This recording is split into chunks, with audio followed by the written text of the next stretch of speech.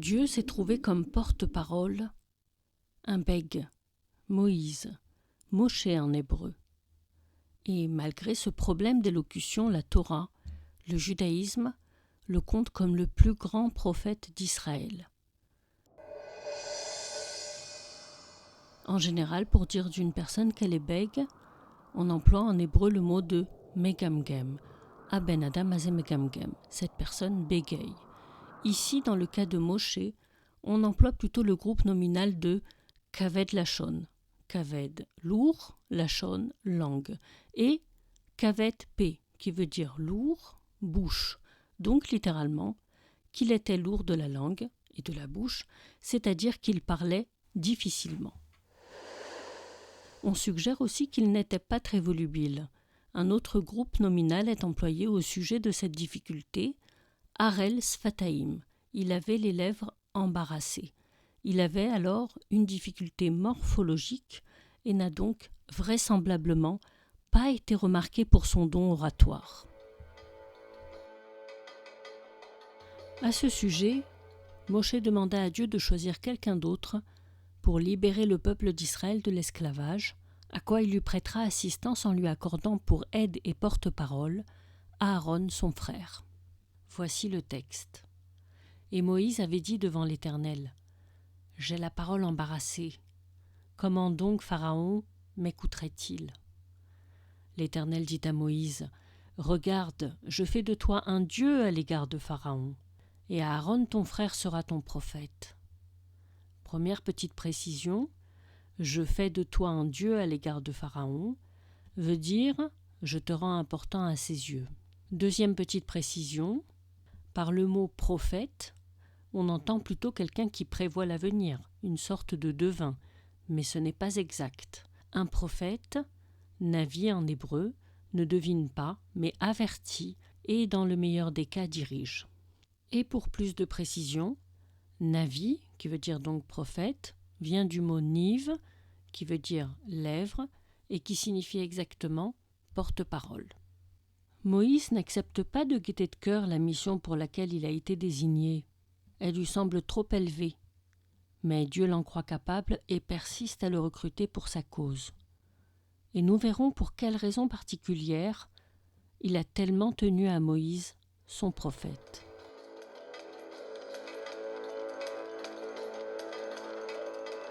Une autre difficulté.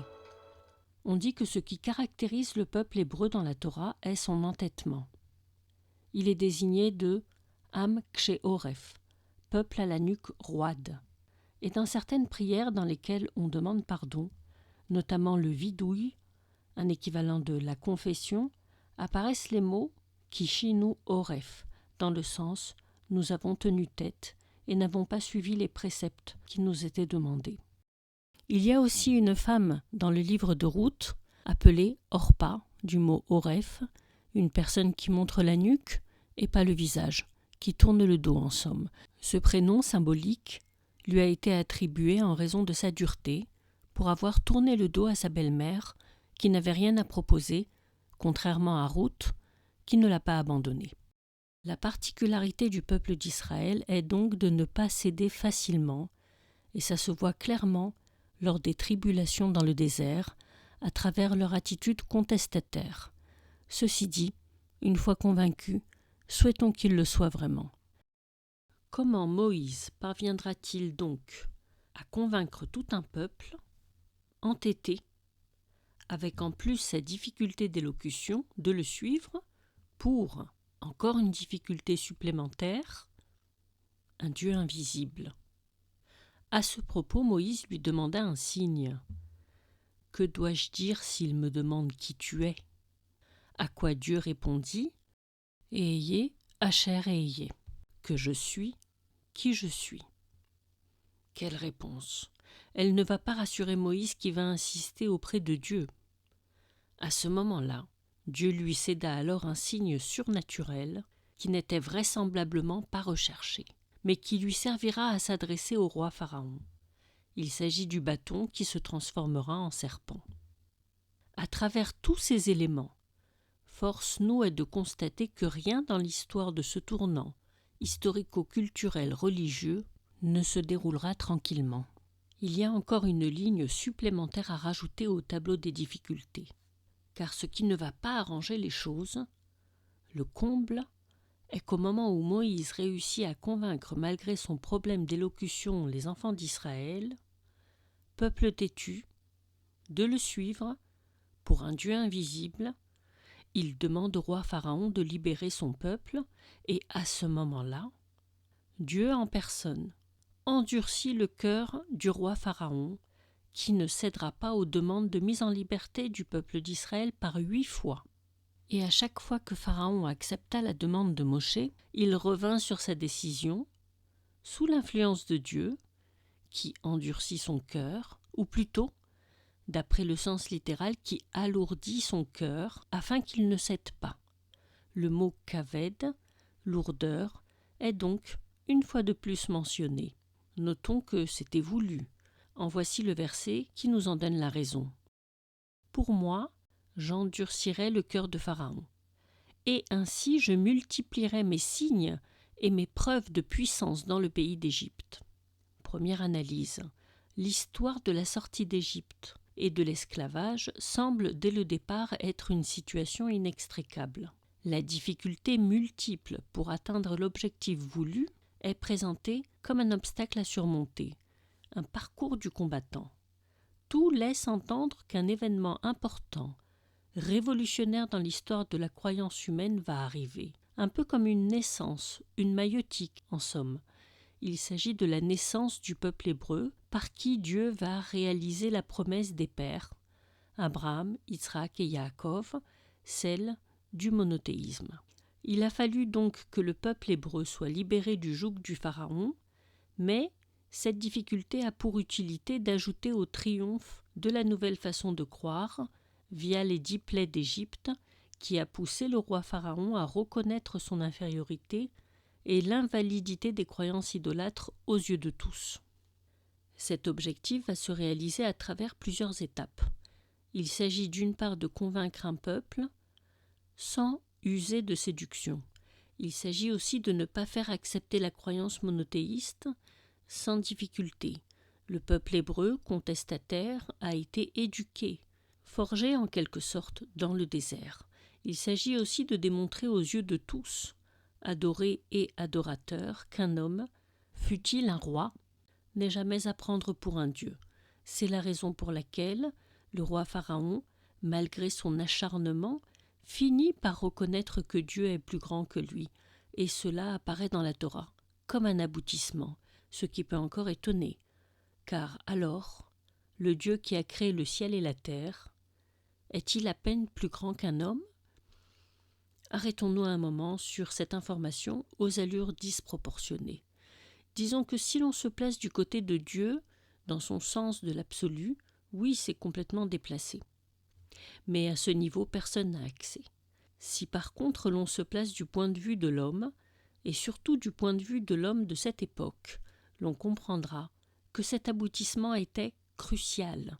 Il n'était pas évident pour personne de comprendre que le Pharaon n'était pas un dieu, et il a fallu le reconnaître et le faire reconnaître, et qui plus est, que le Pharaon lui-même le reconnaisse.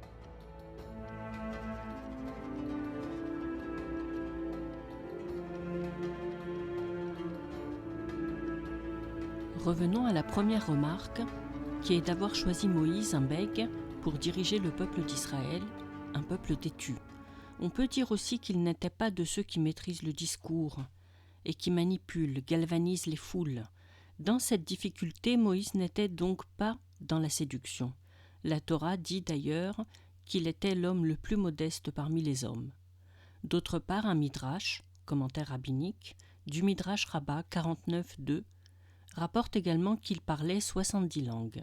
Cette idée découle d'un verset du livre de Devarim, Deutéronome, au chapitre 27, verset 8. Vechatavta alavanim et kol divrei haTorah azot be'er etev. Et tu écriras sur ces pierres toutes les paroles de la Torah, explique-les bien. Le Midrash continue l'injonction explique-les bien par en 70 langues.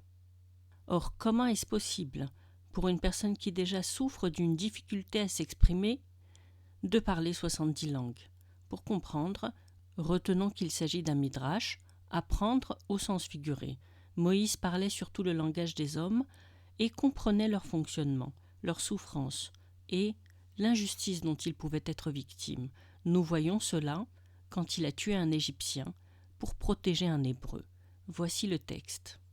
Or, en ce temps-là, Moïse, ayant grandi, alla parmi ses frères et fut témoin de leur souffrance. Il aperçut un Égyptien frappant un Hébreu, un de ses frères. Il se tourna de part et d'autre, et voyant qu'il n'y avait personne, frappa l'Égyptien et l'ensevelit dans le sable. Moïse a grandi dans la maison du Pharaon. Il aurait pu fermer les yeux sur l'injustice que subissaient les Hébreux, mais il n'est pas resté indifférent à la souffrance d'autrui, et c'est peut-être la raison pour laquelle il a été désigné pour avoir été en faveur de la justice, s'indignant devant la souffrance de son peuple. Le but n'était donc pas de convaincre par la voie de la séduction, ni d'enflammer par des beaux discours, mais de parler sobrement et sans malice, la parole de Dieu ne devant jamais être dans l'artifice, mais toujours dans la sobriété, la conviction et la modestie. Ainsi, point capital, il sera désigné l'homme le plus modeste, Moïse, pour s'adresser à l'homme le plus orgueilleux, Pharaon, pour le défier en lui exigeant de renvoyer son peuple.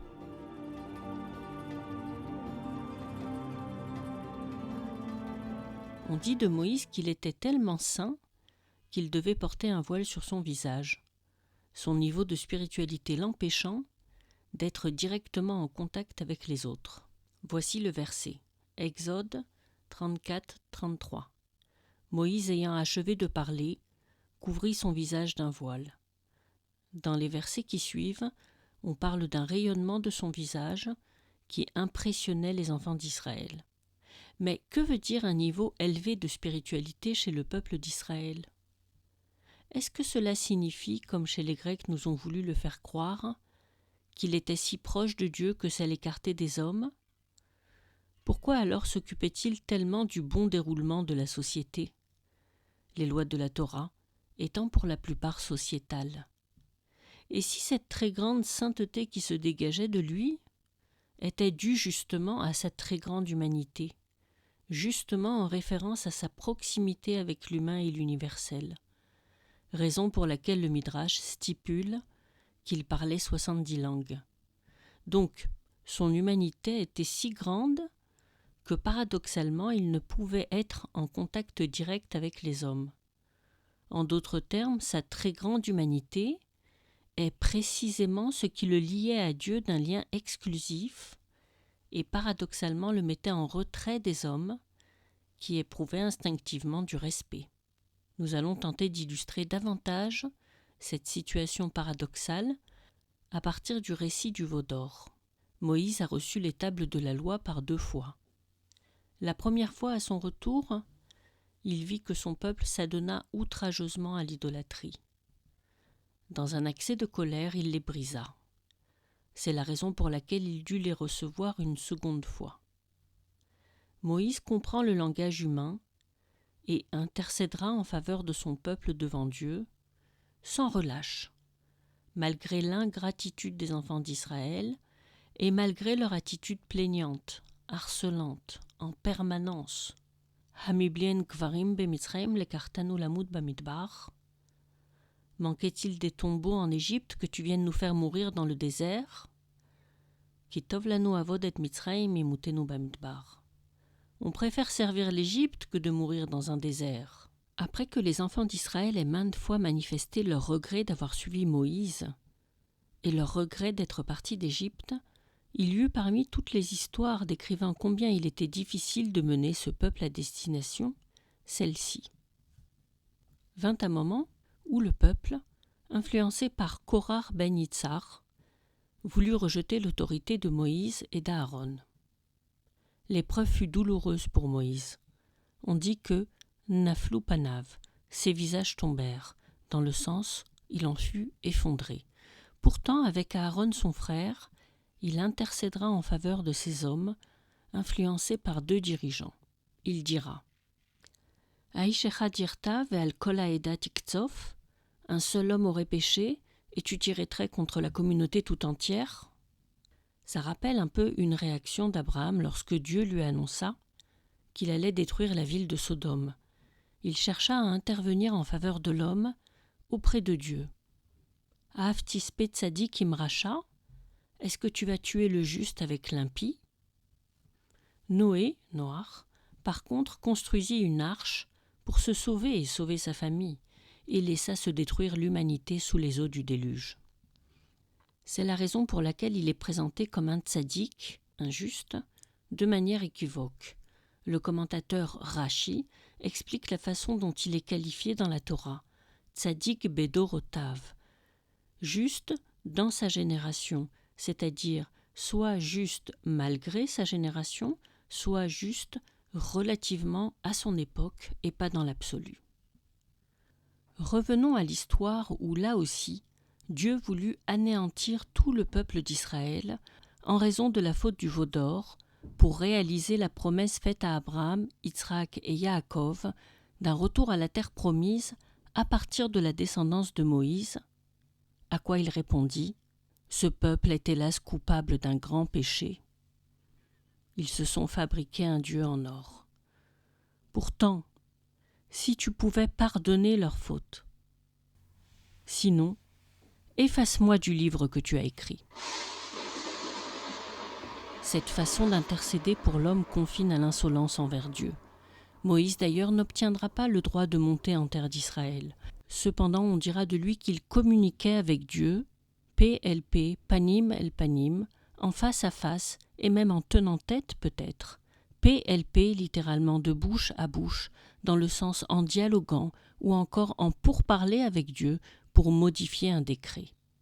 Cette proximité avec Dieu, comme il n'y en a jamais eu de telle auparavant, ne consiste pas, comme le dit Rudolf Otto par exemple, philosophe des religions, de s'approprier la force prodigieuse du noumen, ou de s'éloigner du monde des hommes pour atteindre Dieu, mais bien d'être proche de l'homme au point de risquer même pour soi. Ainsi, être proche de Dieu n'est pas de s'isoler dans un désert par exemple, mais au contraire de se rapprocher de la société des hommes, pleine de manques et de failles, en intercédant en sa faveur, de se montrer compréhensif, l'objectif n'étant pas la perfection, mais l'humanité qui est ici décelée en Moïse dans tous les récits bibliques. Il sera puni pour son attitude et n'obtiendra pas le droit de fouler la terre promise. Cependant, même fautif, il sera dans son élan d'amour pour l'humanité, compté comme le plus grand des prophètes.